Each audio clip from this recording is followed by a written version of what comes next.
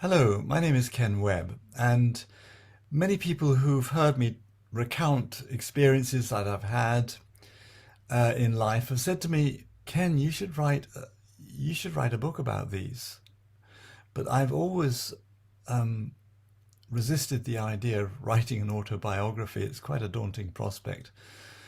But because people have more recently sort of impressed on me how interesting all this stuff is, and so I've decided to start by producing a video. It'll be a series of videos actually, because I find it easier to talk my way to clarity than write my way to clarity. Unlike many people, I prefer writing first and then talking afterwards. So anyway, here goes, and I'm entitling this "Memoirs of a Fellow Traveler" because those of you who are watching this are all fellow travelers on the journey through life that we're making, and hopefully a journey in which we are evolving, growing, gradually becoming the person that we were actually originally created to be. That process is difficult, and the journey is bumpy, and we make lots of mistakes on the way, which is also why I've subtitled this "Reflections on My Life in the Light of the Fourth Way Enneagram." And so I need to say a little bit about Fourth Way and Enneagram in the introduction. Now, I've been teaching a course called Fourth Way Enneagram, and the Fourth Way was how Gurdjieff talked about the wisdom tradition that he was passing on to the people that the students around him, starting in St. Petersburg in 1915, as it happens, and then on and on. And he introduced the Enneagram as a symbol, an ancient symbol governing three fundamental cosmic laws, which I will talk about a little bit in the next slide before we move on to the story itself. But the fourth way, he described as the fourth way because he had encountered other ways of, but people, if you like, other spiritual practices and traditions, which he talked about the way of the fakir, the idea of the sadi lying on a bed of nails or sitting on cross-legged on a bed of nails. He talked about the way of the monk, talking about monastic traditions,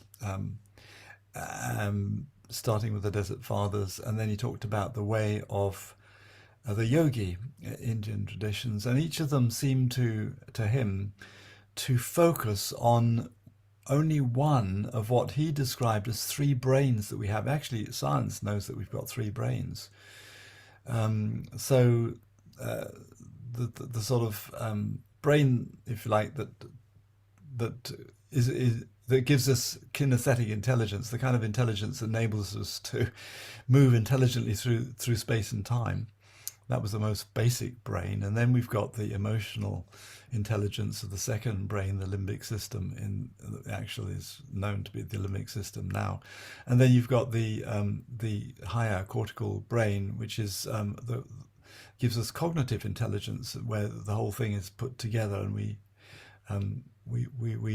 can think more, see things in a certain light. So he said that the way of the fakir focused on the physical, on the kinesthetic intelligence. The way of the monk was on emotional intelligence, because they're all about dealing with the passions that get in the way of our being present to one another and to God. And then the way of the yogi, which is all about quietening that monkey mind of ours. And he wanted to put all of this together. Well, he discovered a tradition and therefore developed in his way, where putting it all together. It's the fourth way. That's why he called it the fourth way. And rather than having to hive yourself off and become rather a strange person like a yogi, a monk, or a fakir, he wanted to enable people to grow and develop in the context of everyday life. So that's by way of introduction of why it's the fourth way. What I'm going to go on and talk about a little bit is the Enneagram, which he taught, which is quite different from the Enneagram that most people know, most people know about the personality Enneagram, which is a description of 9 different personalities, which are symbolically placed around this circle, and each of them representing a particular ego personality, which has a, if you like, there are 9 different there are 9 different ways of seeing reality, 9 different perspectives of state, 9 different points of view in space and time. So where in space rather, and the Enneagram that Gurdjieff was talking about was a process that takes place in time with 9 different steps. So I'm going to say a little bit about that. I won't explain the detail. All the detail can be found on the Edinburgh International Centre for Spirituality and Peace's website, where my course is advertised in the events page, and I'll put a link or an indication in a comment of where you can get that. So let's move on to have just a very brief look at the Enneagram before I embark upon the story itself. Many of you will be familiar with the Enneagram symbol, which is shown here. That symbol of the circle representing the law of 1, I said, and the triangle representing the law of 3, and the hexad joining numbers 1, 4, 2, 8, 5, and 7. There's a reason why the symbol is this way, and it's all to do with the mathematics of music, as probably worked out first, I think, by Pythagoras. But his interest in mathematics, in geometry, but also in a very deep mystical person who understood the sort of mystical side of numbers and numerology. So without going more into that, just to say that as we go through life, and we find ourselves on cycles, and there are also cycles within cycles, as well as we embark on any process of growth and expansion and development. But what I'm going to be talking about here is much more the sort of cycle of my own personal life, and there are resonances hopefully with other people who will have their own cycle. But at each point and each step, there is a particular principle that comes into play, and I'm not going to explain these in this. You've got the principle of expansion, growth, and creativity, etc. And I will be perhaps referring back to this as I reflect back at certain points in the story. But also to say, I think it's important to say that the progress around this cycle is not straightforward. You don't just go smoothly around it. You often fluctuate backwards and forwards around the periphery, which is the circle is something that takes place in time, whereas the interconnecting lines are energy lines that take place outside time. So at the same time, if you like, and it's happening all the time without our perhaps being conscious of it. And at certain points, there's sticking points too, which I will be talking about, hazard points at point 3 and 6, and actually at 9 too. The other thing to say about this cycle is that there is a downward phase, an involutionary phase, in which is when the ego is actually being formed, and that is necessary. We all have to create this ego identity. The problem is that we identify with it at the same time. And then there's only when we get to the bottom and to the very difficult crossover up to that we begin to ascend back and discover our true self. And the final thing to say is that the number 9 at the top and the number 0 at the top, that represents unity. And at the bottom, the gap between the two, duality. And what is happening is that we start from a point of a unity, if you like, and then we then go into duality thinking. The whole thing is, separating ourselves from our environment, our parents, and the us and them mentality that develops eventually. So I'll be illustrating that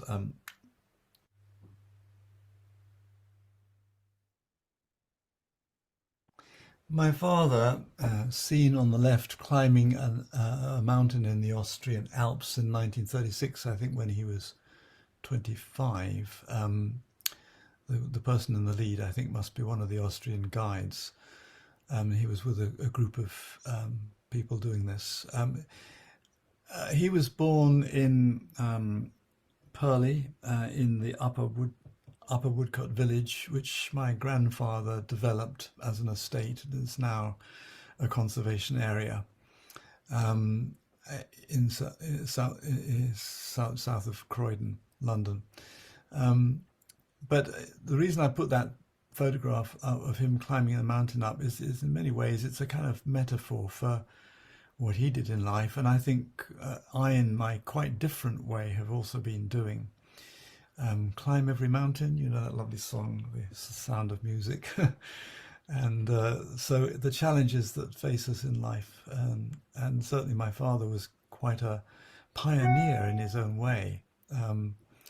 And after he qualified, he studied at Cambridge University, then went on to study medicine at St Bartholomew's Hospital. And after getting some experience, then quite shortly after he qualified, left to join a missionary organization, the Bible Churchmen's Missionary Society in South China. And there's a photograph of him in 1938. He's standing there on the left with that group of missionaries in the south of China, as it was. And that's just by way of saying that the background that I was born into was that of a missionary family with a very strong identity of evangelical Christianity, Bible based. My father was, despite his, I mean, he was clever in the sense he became a doctor, and then he was very good at languages too, by the way, and a linguist. But he had quite a simple, basic faith. Took the Bible quite literally.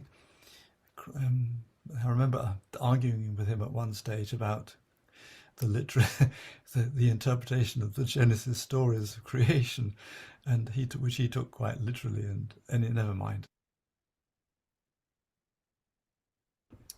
Well, as you can see from that photograph, 1938, 1939, the war, and then of course the Japanese joined, was part of the first, Second World War, and my father was caught behind Japanese lines. He was working in the remote province of Yunnan, on the borders between China and the Shan states of Burma at the time, a mountainous and remote area. He, by that time, had learnt some Cantonese. He was actually very good at languages. And the Japanese, rather than put him into a prisoner of war camp, he by the way joined the army very on in the war. So he was an army medical officer. But the Japanese, rather than put him into a prisoner of war camp, needed his services. And so he was allowed to practice. He obviously was forced to take care of the Japanese army personnel, but in exchange, he was allowed also to work with and take care of the local community, the villagers amongst whom he was living. So that was how he went through the war. He actually gained I forget what medal it was, but as a result of his exploits during the war. And when the war finished and he was demobbed, he went back to the UK for a very much needed break. And he had already met my mother some years before, and she was born in son of a vicar, the Reverend E.L. Langston, and he was the vicar of Emmanuel Wimbledon, I think he was. But anyway, they got married, and so very soon after that, after the war, and then he came back with my mother to China. She had therefore to learn the language as well. And so I was born in 1947. And the next photograph I want to show you just one other thing before I talk about my own birth. By the time I was born in Nanning in Guangxi, South China, the Chinese church, certainly that area, and I think throughout China, was quite large actually, and under national leadership. So here to illustrate that point is a Chinese church convention in Nanning, the year I was born, and in the town that I was born in. Of course, when the communists took over, it went underground, and in fact, the church grew exponentially during the time of it, when it was persecuted and repressed. And of course, nowadays, I think it's the biggest nationally, it's the biggest church of any nation in the world. So here's a map of Guangxi, where I was born in Nanning, showing the city of Nanning there. Kunming, which is in the Yunnan province. So my father was working in the Yunnan province during the war. And Siutung is somewhere south of Nanning. And I haven't been able to locate it exactly on the map. So here I was born in Emmanuel Hospital, Nanning. It was rebuilt after, I think it had been destroyed during the war, but it was rebuilt. That's as you can still see the scaffolding around it in 1947. A picture of me as a baby with on my mother's lap. And our first house in Siutung in Guangxi, South China. It was a small town really, but my father had built this hospital, Siutung Hospital. That's a photograph taken in 1948. He must have completed it very soon after he came back, or he built it very soon after he came back after the war. And I don't know if there's anything there beforehand, but anyway, that's the hospital as it was when I was a very young baby with my parents and my mother. I'm sitting on my mother's lap outside the hospital there. As I said in the introduction, for anything new to arise and come into existence, there needs to be four independent forces working together. These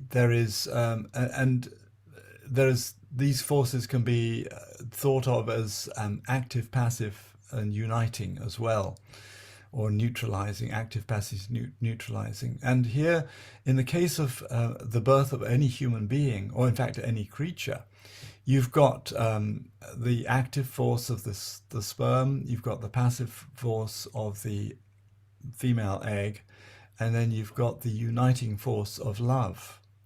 Now you may say, well, hey, wait a minute, love isn't always present. And that is true of actually the human beings engaged in this. There may not be love, but that doesn't mean to say that love is absent. And this is a very, very important principle to understand, that because we're talking about everything happening within the context of divine love that is always present, love is never absent. It is just that if the two people, the couple involved in this, are not really loving one another, then they themselves do not gain anything from this act that gives birth to the child. But of course, if it is absent, and then it may impact the way that the child develops as well. But we need to understand that hidden behind this all is a constant presence of divine love. Now, I was very fortunate. My parents, I'm absolutely convinced, loved each other very sincerely, and I was the result of that love. So the first 3.5 years or so of my life, I was brought up with other Chinese children.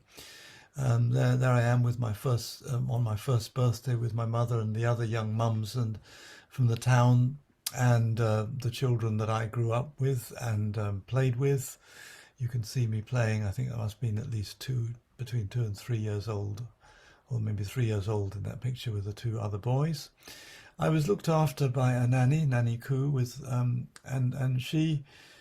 So my parents told me that the first words I spoke were actually Cantonese, and I spoke like a 3-year-old Cantonese. I could speak a few words of English, but I was fluent from the start with 2 languages. The other thing that I remember about my early years, although not in a photograph, I haven't got one, was I used to go out with our goats herd. My father kept goats, a flock of goats, and I was fed on goat's milk, but I loved going out and leading the goats out to pasture with our goats herd. But during this time, obviously, the long march for Mao Zedong was gradually moving southwards, and not long before the communists arrived at our doorstep outside our town, a baby was left outside our front door. We had no idea who the parents were. They had abandoned her, and so my parents took her in, and basically there was no official adoption, but we looked after her, and eventually, of course, Nanny Koo, because when the communists came and we eventually had to leave, she therefore became Ruth's mother. We called her Ruth, and there I am with Ruth and my younger Chinese sister and myself. Now, when the communists arrived, there was a lot of fighting. I remember coming downstairs from our upstairs room and down the stairs and seeing a whole load of soldiers billeted. I think there were the nationalist group of soldiers there in our living room. They had taken up residence. And then, of course, there was all the fighting around our house. And so we had to hide. Unfortunately, we had a basement, so we hid in the basement. And then the communists took over the town. And when they did so, they interviewed my father. And because of his views, and I think largely based on his very simple Christian faith, but he had quite strong views about equality and justice and things like that. And they concluded that he was a communist, sharing possessions, and he lived very simply, despite the house was a fairly big one, because I don't know who built it, but his basic lifestyle was very simple. So anyway, they allowed him to carry on, just like under the Japanese. He was asked to run the hospital, and they needed him.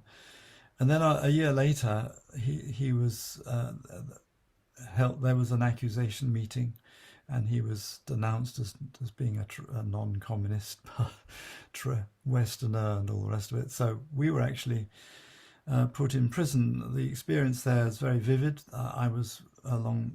I remember the journey to the prison in a place called Pak Hoi, I think it was, in the south coast of China. My mother and I were carried in a sedan chair to start with, because we had no motor transport. And then when we eventually managed to find a road that had vehicles on it, it was a truck that was fired by charcoal, actually, and it used the used carbon monoxide to fuel it. Anyway, that I remember sitting in the front of the truck, because I really was so excited about being in a truck for the very first time in my life.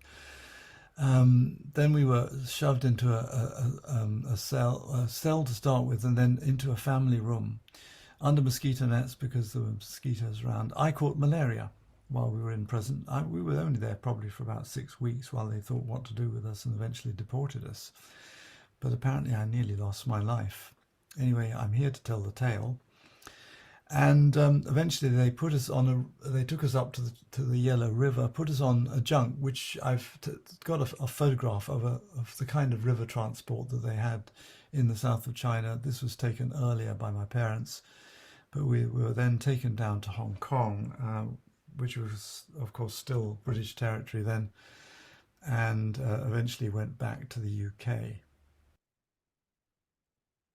So here I was as this person that was beginning to emerge at this stage where the principle of expansion, growth, and creativity comes into play.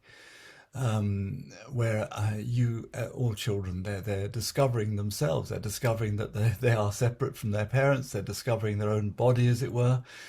But a very young infant is necessarily egocentric. They identify with their body. So this is a stage which is called the egocentric stage by Ken Wilber. There's nothing wrong with that at all, providing one grows beyond it. What is wrong is that there are some adults who sadly have never grown in their psycho-spiritual development beyond the egocentric. They may be very clever in other ways. but that is the basis of narcissistic personality disorder. So my parents spent at least a year, let me think, I was 4 years old, maybe nearly 2 years back in the UK, based in Bristol, where my grandmother lived.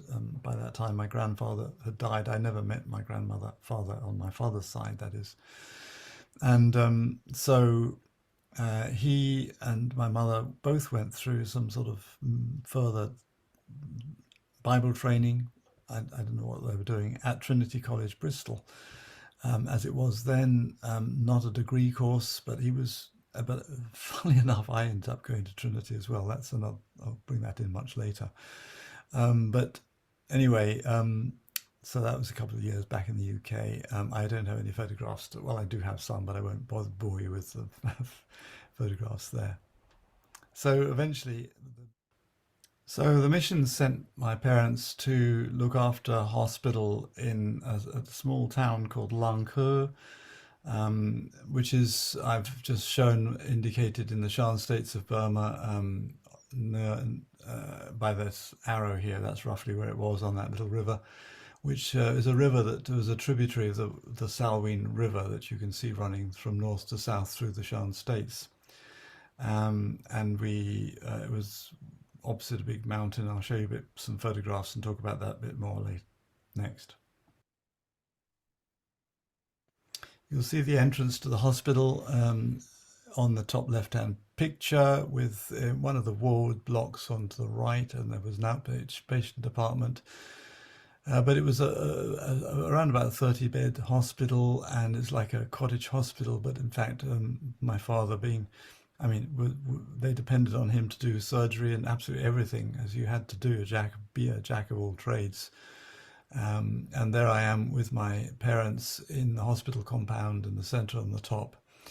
And although the people of the Shan states, obviously largely the Shan peoples, very different from the Burmese. In fact, the Shan states, the Shan people basically are related to the Thai people, and the Thai themselves call the Shans, the Thai Yai, which means the Great Thai.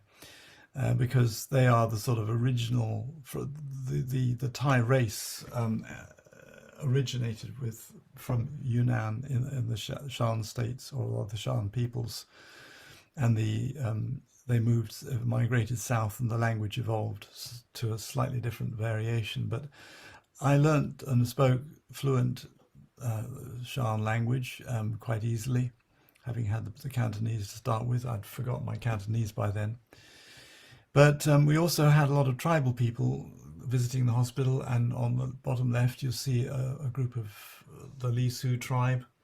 They had come down from the mountain where they lived just opposite the hospital, and you see me with some of the Li Su elders there on the left. But there were lots of Karen there as well, and to the right, I think that girl is Ying, my first girlfriend, haha.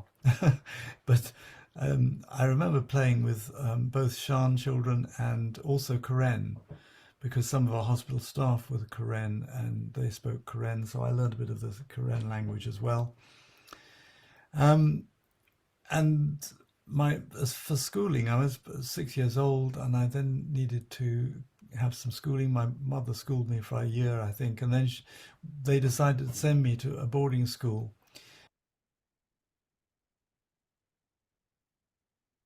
So here's Kalor. We had to go by car over very rough roads to get there, over some hills to get to Muang Mai, and then up to Loilem, and then Taunji, and then Kalor. So that was where my school was. You see a picture of me with my schoolmates in our boarding hostel, the steps up to the boarding hostel where we lived. And you will see that I'm the only white face there. The schooling was in English, but also in Burmese, so I had to learn Burmese. But I was there between the ages of, I think, 8 and 9. But when I was 9 years old, my parents decided that I needed to be educated at a fully English school.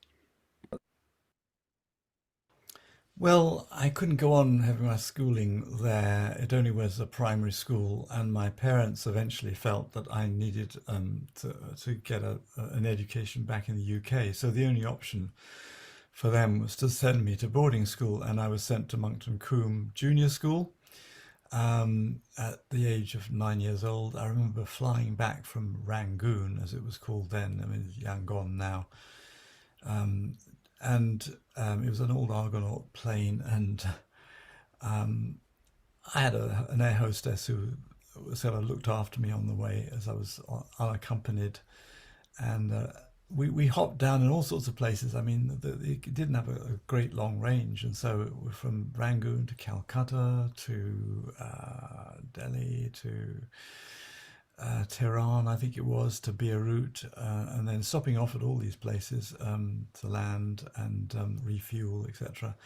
Then Beirut to Athens, and then I think to Rome, and then eventually Frankfurt, and then UK, and London, to arrive at London Airport, which is so different from Heathrow. It was London Heathrow, but I remember walking from the plane to I think it was a single story kind of huts that were the terminus, so different from what you have today. And there was my grandmother, and I think an uncle and aunt of mine welcoming me. From then on, I stayed. I had some my uncles and aunts were my sort of guardians. I saw my parents every 2 years, so they came back every 4 years. I went out every 4 years to see them, and at the time, that I just sort of knuckled down and accepted that was the way things were. Um, I had some fun at boarding school, but I think my junior school experience was a bit traumatic, coming back to to a completely different cultural setting. I remember the headmaster was trying to be very kind to me, and knowing that I'd come from Burma, he thought he would give me or make sure that my first meal there was rice pudding. I absolutely hated rice pudding because it was absolutely nothing like the rice and curry that I was used to eating. So there we are. Bless him. He tried his best. Um, and then eventually I was sent to the senior school, well, he went up to the senior school around about 12, 13, and the next slides show a couple of things because one of my visits back to Burma, I think when I was confirmed by the Bishop of Burma. Well, here I am on one of my visits back to the Shan states of Burma, visiting my parents in the summer holidays of 1960, so I would have been 13 years old. And I remember going on trips. My father used to make various trips to treat people in villages nearby, so he had outlying clinics quite regularly. And the method of transport was either the bullock cart or the canoe, as you can see. And I accompanied him on some of these trips, which was great fun. Except that um, the local people were not so familiar with a white-faced boy, and I remember them feeling my skin and feeling my flesh and wondering if I was an angel or a spirit or something. I don't know. Anyway, that was a bit funny. But I think during this particular visit, I was also confirmed by the Bishop of Burma.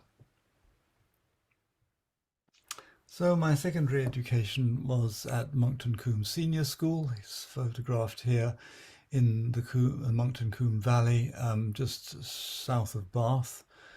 And the school actually took up most of the village of Monkton Combe, with its boarding houses, etc. And there I am with some friends, some of whom I've kept in touch with over the years, and myself in, I don't know which lab, I think it was probably a chemistry lab. So I eventually found myself leaning towards the sciences, medicine, well, physics, chemistry, and biology. I was much better at biology than physics. Well, chemistry was okay, but physics was my weakest subject. I'm not a particularly good mathematician.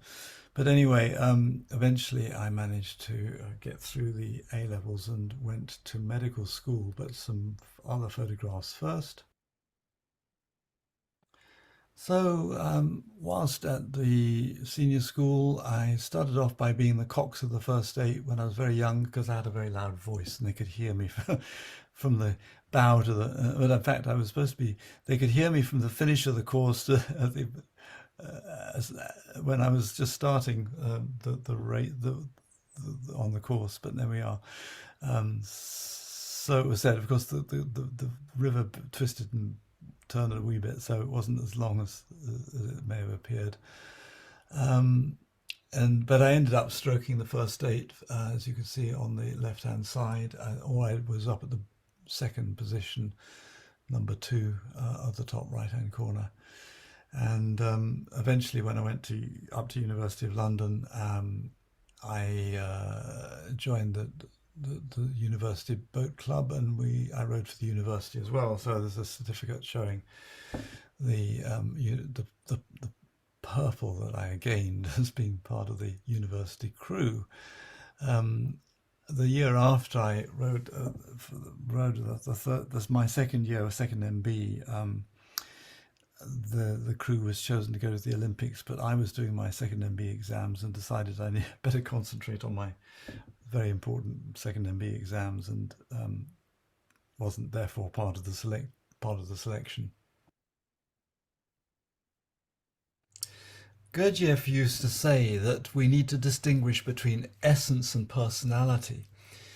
Essence is what is truly ours. It is our divine DNA, if you like, with which we are born, but it's undeveloped. It needs developing, and so that we can become our true self, the person we were created to be, if you like. Whereas personality is that which is not ours. In other words, it is something that is kind of layered on top of the essence. The essence is still there, but hidden under what is actually an ego personality that is the result of an awful lot of education, both informally in the context of one's family. You're educated into how to behave and how to interact with others, what is expected of you in a particular culture, and so there'll be lots of different cultural differences at that point, but also educated formally in school and into a particular worldview that you are taught at school. And that therefore results in you becoming what I've called here at the stage 2, activity, interaction, connection, where you're making all of this, you're interacting with the world around you, you're making connections, you're trying to understand what life is all about. You are becoming an encultured person. Now, the important thing about understanding what an encultured person is that you gradually have become identified not just with your body as in the earlier stages, but with the particular either family, tribe, nation, religion that you belong to. Which is why Ken Wilber called this stage the ethnocentric stage. The problem with the ethnocentric stage is that because you identify with the group that you belong to, and in my case it was the evangelical Christian church at that point, as a sort of, you develop the idea of us and them, and all of us do this unconsciously, that therefore there's the separation between you as an individual and other people, and in this case now other cultures, and other religions, and so you begin to see yourself as the right way to be, and others as the wrong way to be, and of course that leads people into all sorts of conflicts. Enough said about that at the moment, except to say that, of course, also as I went through teenage years, there was the adolescent phase, which you pass through as a hazard point. We come to at the point 3 is represented as a hazard point, because that's if you don't have the input of extra energy, you can go off on a tangent or get lost. And of course, adolescence, you're feeling very mixed up at that point in time. Now, I was fortunate, I think, in that because I had the kind of Christian background I had, and I had some good exemplars and people who taught me, all sorts of people I could name, but I won't at this point. I had enough to keep me on course. In fact, in a sense, that one of the problems I think I discovered later is that I never rebelled. I didn't do the teenage thing of rebelling, becoming, trying to sort of fight against the system. I kind of more accepted it because of the way in which I was guided. That may have been, that may have resulted in me rebelling much later in life. I don't know. Well, perhaps one of the reasons why I didn't rebel as a teenager in adolescence was the influence of this man, the Reverend John Inchley, who was the commandant of the Great Wood camps. And he used to run camps in the summer. You can see a group of us on the right going on a orienteering 3 nights out in tents and finding our way through the Quantox Hills where the camp was. And then, but occasionally there were skiing camps in Switzerland, and you can see him standing there instructing fellow campers on whatever it was activity that we were going to do. And I'm standing in the back row there. I must have been 17, maybe 16, 17, something like that. My parents were obviously home, and my father was invited to be the medical officer at the camp, and he and my mother were sitting in the sort of row in the front of the adults. And there I am standing with a group of my friends on that camp in front of the mountains. Beautiful. So that's really where I began to make a sort of conscious commitment to follow Jesus. I'll say a little bit about that later, but just to say before I move on that the most rebellious thing I did was actually to go on a date with the girl playing the guitar in the bottom right-hand photograph. This was a mixed camp at Easter, and I took a bit of a shine to her. So after A-levels finished at school, and we weren't sort of expected to do serious study then. Term hadn't finished. I took the day out and hitchhiked all the way around down to see her, hitchhiked all the way back and got back at 11 p.m. at night, climbed up a drain pipe to get into an open window in my dormitory, and nobody knew that I'd been away for the day. Extraordinary. Well, the kind of Christianity to which I was introduced through these camps was a very gentle and loving kind of Christianity, and it made sense to me at the time. As a teenager, troubled with the sort of all sorts of feelings of guilt, all sorts of emotions that were arising and troubling me at the time, and then the concept of God that I gained through that was one of great love and unconditional love, and that love being embodied and demonstrated through the life and person of Jesus Christ, and then an understanding of the death of the way in which Jesus, as you like, took my sins on board and bore my sins on the cross to take them away was a very simple one, and it certainly helped me therefore to, if you like, offload these feelings of guilt and difficulties, but it didn't transform me in any major way. I remained quite a sort of moral person, I guess, and had some very well-formed moral ideals, I guess, when I was, by the time I left school. But my experience of God was still fairly superficial, and still more in the head than in the experience of one in the heart. And that was to come much later. Well, I think that's long enough for the first video, and so it's probably been going for 3/4 of an hour now. So I'm going to bring this to a close, and the story, I'll continue telling the story in the next video, and that will be about what happened when I was at university, or before, in my gap year before university. Some very interesting stuff happened then, And during my university years, again, some incredible serendipitous stories to tell. And then the early years of working as a mission, well, getting married first, and then working as a missionary, medical missionary in the south of Thailand, and more incredible serendipitous and interesting stories of fairly miraculous stuff. Well, I'll leave that till the next time.